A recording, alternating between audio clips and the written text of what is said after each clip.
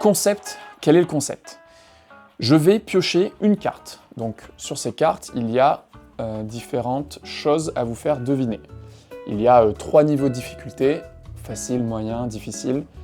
Ce que je propose, c'est d'alterner un coup facile, un coup moyen, un coup difficile, puis hop, changer de carte, faire deviner un moyen, un difficile, etc. Qu'est-ce que j'ai à ma disposition pour vous faire deviner tout ça?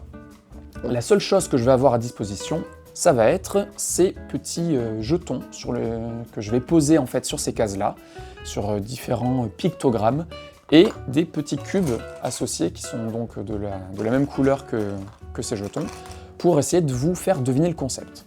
Le meilleur moyen de faire deviner, d'expliquer les règles de ce jeu, en fait, c'est de faire un exemple. Alors, je fais toujours le même exemple. Donc Thibaut, je sais que tu sais ce que je vais faire deviner. Vincent, je suis pas sûr que tu saches, Marine non plus, donc vous me direz, on va tester ça.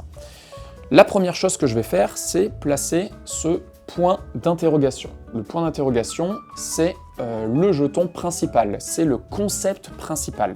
Généralement, dans 99% des cas, on va dire, on le pose sur cette colonne-là. Si c'est ici, hop, ça veut dire que c'est un objet, un groupe de personnes, un homme, un loisir, un métier, un animal, un film, une expression, une ville, etc. Donc ça va être l'objet principal. Là, pour cet exemple, je vais le poser ici. À cet objet principal, David Hallyday, c'est pas le bon jeu Thibaut, mais bien tenté.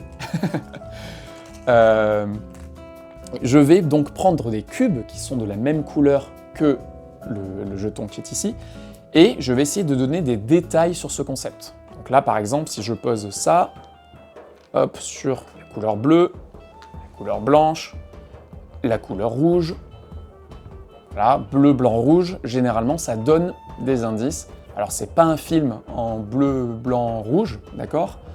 Mais, c'est vrai que c'est pas le même éditeur, mais ça peut vous dire que c'est un film français, d'accord? Mais bon, des films français, il en existe des dizaines, des centaines, des milliers, donc ça va pas être facile juste en posant des petits cubes verts à détailler le film. Ce que je vais faire, c'est que je vais utiliser un sous-concept. Donc un sous-concept, je vais donc utiliser les Pays-Bas, ça marche aussi effectivement, mais bon, je connais pas trop de films néo-zélandais, j'allais dire, hollandais, pardon, néerlandais, c'est ça que je cherchais. Je connais pas beaucoup de films néerlandais.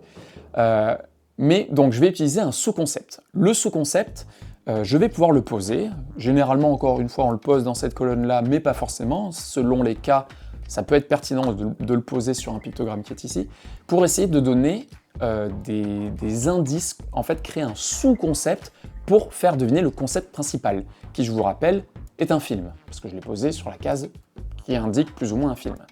Je vais par exemple faire ça. Là, je vais vous décrire un sous-concept qui est a priori un homme. Et je vais donner, avec des petits cubes bleus, des détails sur cet homme-là. Donc cet homme-là, je vais par exemple dire ça, je vais dire ça, je vais dire ça. Voilà, je vous laisse interpréter, c'est un jeu d'interprétation, hein. Chaque case peut être interprétée de 1000 façons différentes. Normalement dans le jeu, il y a des petites fiches qui vous donnent des mots-clés pour chacune des cases. Nous, on conseille fortement de pas vraiment utiliser ça, parce que je trouve que ça bride les gens. Ils vont rester focus sur les 3 mots qui sont liés sur cette case, sur cette fiche-là. Donc moi, je préfère utiliser vraiment toute l'imagination possible, parce que les interprétations peuvent être très nombreuses.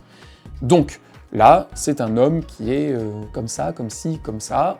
À vous d'essayer d'interpréter. Ça aide pas beaucoup, je sais, mais je vais vous faire deviner un autre sous-concept qui, normalement, avec ces 2 sous-concepts, donc là c'est encore un homme, avec ces 2 sous-concepts, on va pouvoir trouver le concept principal, qui encore une fois, je vous rappelle, c'est ça qu'il faut trouver, c'est le nom d'un film, c'est pas le nom du personnage.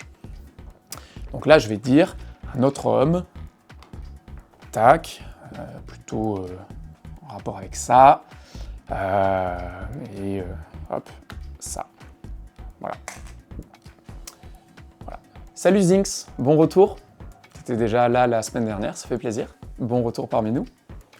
Je ne sais pas si tu connais Concept, je suis en train d'expliquer les règles du jeu.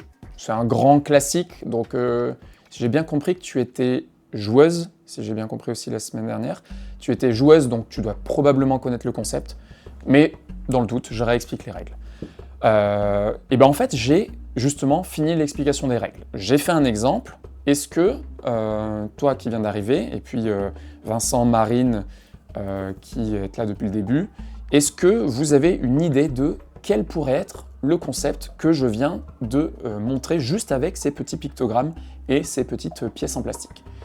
Donc voilà, je vous laisse réfléchir à ça. Dites-moi aussi si c'est assez visible. J'essaye de poser donc horizontalement les pièces pour qu'elles soient visibles. Le concept principal est là.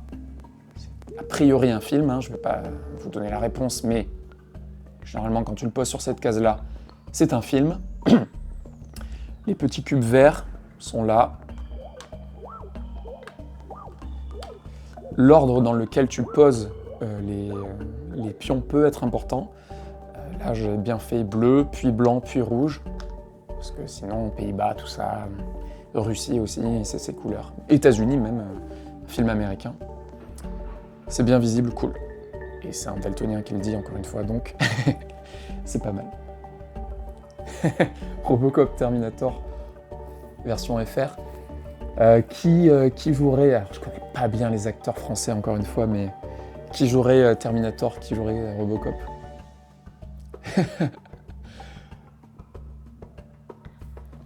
Oui, cette case, elle est importante.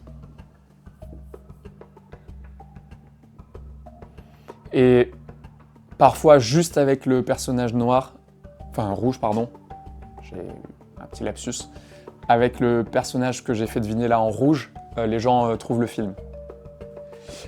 Ouais, un personnage noir en jouet, c'est plutôt pas mal comme description, je trouve. Et un vieux savant ou cyborg.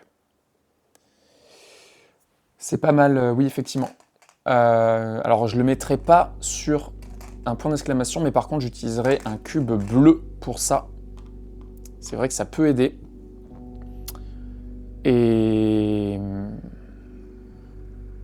je vais le mettre comme ça aussi. Je me dis que ça peut aider. Non, pas en rouge, pardon. En bleu. Tac, comme ça. Ah, Stéphanie, je sens qu'elle va s'en sortir. Pas de souci, Marine, prends ton temps. Je suis pas pressé. Je suis pas pressé. J'ai rajouté donc ce cube-là. Donc le personnage bleu a un lien avec cette case-là. Et on va dire avec cette case-ci. On peut même mettre à mi-chemin entre ça et ça, à la limite, je sais pas trop.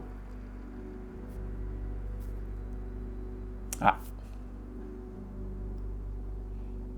Cube vert sur argent. Bah, le film, ouais, pour dire qu'il a rapporté beaucoup d'argent.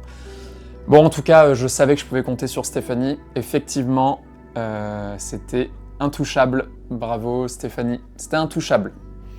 Intouchable, donc, qui est un film français, qui a effectivement fait un carton, dans lequel on a un personnage plutôt joyeux et noir. Donc c'est Omar Sy, hein, qui est littéralement un personnage joyeux dans tous les sens du terme, l'acteur et le personnage.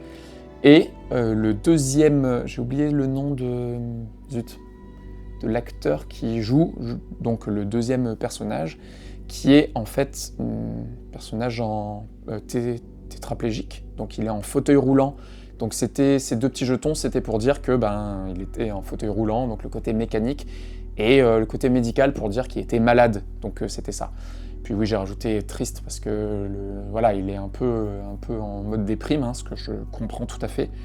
Et le film, je ne vais pas vous spoiler le film, mais voilà. Et puis il n'est pas si vieux, mais c'était pour dire que, encore une fois, ça peut être interprété de plein de façons. François Cluzet, c'est ça. Merci Thibaut.